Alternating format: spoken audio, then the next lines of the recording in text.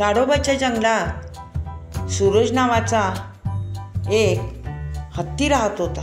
तो खूप हुशार आणि समजूतदार होता। तो सगळे जंगल फिरायचा, फळे खायचा, सरोवरातलं पाणी प्यायचा आणि कंटाळा आला की त्या जंगलाशेजारी एक छोटंसं गाव होतं। त्या गावात जायचा आणि गावातनं फिरून यायचा। गावात गेले की त्याला खूप बरं वाटायचं, गंमत वाटायची।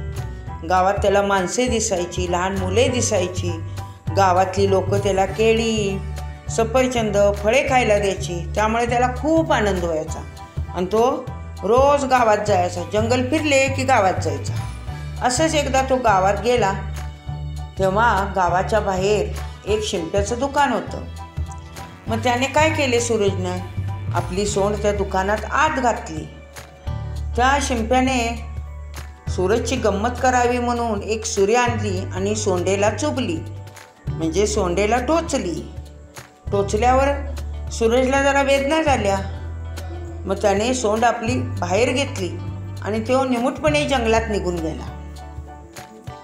दुसऱ्या दिवशी सूरजने काय केले, तो जंगल फिरला, सगळं झालं आणि सरोवरात जाऊन खूप पाणी प्यायला आणि शेवटी सोंड भरून पाणी घेतले आणि तो परत गावात आला ती थेट तो त्या शिंप्याच्या दुकानात गेला, सोंड आत घातली आणि शिंप्याला काय वाटले, आज आणि हत्ती आला। त्याने विचार केला, याला आता आज कशाने ह्याच्या सोंडेला टोचावे, शिंपी विचार करत होता। तेवढ्यात सूरजने आपल्या सोंडेतनं पाण्याचा फवारा शिंप्याच्या सगळ्या दुकानावर सोडला। त्यामुळे शिंप्याच्या दुकानात सगळे पाणी झाले। शिंप्याची कपडे सगळी भिजली। शिंप्याला मग आपली चूक कळली, आपण सूरजला काल सुरी टोचली होती, त्याला वेदना झाल्या असतील म्हणून त्याने असं केलं। हे शिंप्याच्या डोक्यात आलं। मग त्याने सूरजची माफी मागितली आणि म्हणाला, माफ कर हत्ती राजा, मी चुकलो, मी तुला काल त्रास दिला, पण तू मुका प्राणी असून तू समजलंस, तुला त्रास झालेला आणि तो त्रास झालेला सहन न झाल्यामुळे तू मला आज अशी शिक्षा दिलीस।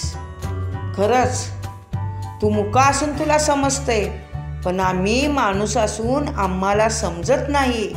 शिंप्याला आपली चूक कळली, तो सूरजच्या पाया पडला। मग सूरज हत्ती निमूटपणे जंगलात निघून गेला।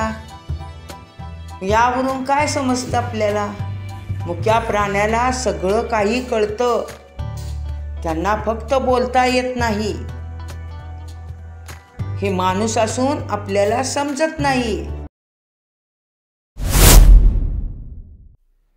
हा व्हिडिओ आवडला असेल तर आपल्या आजीच्या गोष्टी चॅनलला लाईक करा, शेअर करा आणि सबस्क्राईब करा।